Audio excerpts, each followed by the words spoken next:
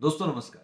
यदि कोई करदाता असेसमेंट ईयर 2025-26 की अपनी आईटीआर फाइल करने जा रहे हो, तो क्या आईटीआर फाइलिंग से पहले उस करदाता को ये देखना चाहिए क्या कि पिछली आईटीआर यानी असेसमेंट ईयर 2024-25 के आईटीआर प्रॉपरली प्रोसेस कर दी गई है सीपीसी द्वारा और सेक्शन 143(1) में एक इंटीमेशन जारी हो।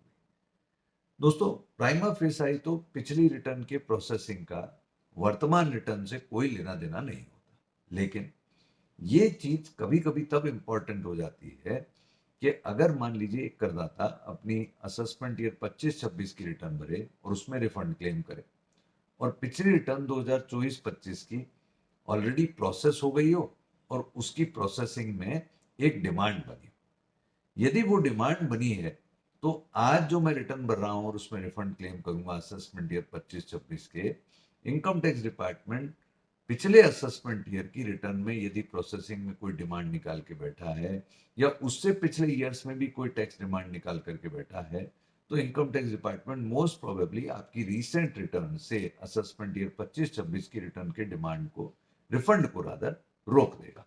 क्यों? क्योंकि इनकम टैक्स की धारा 245 इनकम टैक्स अथॉरिटीज को, इनकम टैक्स डिपार्टमेंट को ऐसा करने की पावर देती है। तो मेरा इशारा इस ओर है कि आप अपने इनकम टैक्स लॉगिन में जाएं, ये चेक करें कि क्या आपकी पिछली रिटर्न प्रोसेस हो गई, उसमें कहीं डिमांड तो नहीं है। यदि डिमांड गलत है तो उसे कैसे करेक्ट कराया जाए। क्या कोई पिछली डिमांड उससे भी पहले के ईयर्स की है, और कई बार ऐसा भी देखने में आया कि पिछले ईयर्स की डिमांड किसी न किसी टेक्निकल रीजन से भी वहां पर इनकम टैक्स डिपार्टमेंट के पोर्टल पे दिख रही है, जिसे आपको रेक्टिफिकेशन करवा के हटवाना चाहिए। तो जब तक आप पिछली इनकम टैक्स डिमांड्स को नहीं घटाएंगे, नहीं हटवा पाएंगे, तब तक आपकी जो लेटेस्ट रिटर्न आप भर रहे हैं उसमें आपका रिफंड क्लेम करना तो बनता है, लेकिन उस रिफंड को प्राप्त करने में आपको हर्डल आएगी। तो मैं ये कहना चाहता हूं इस शॉर्ट के थ्रू कि आप रिटर्न भरें।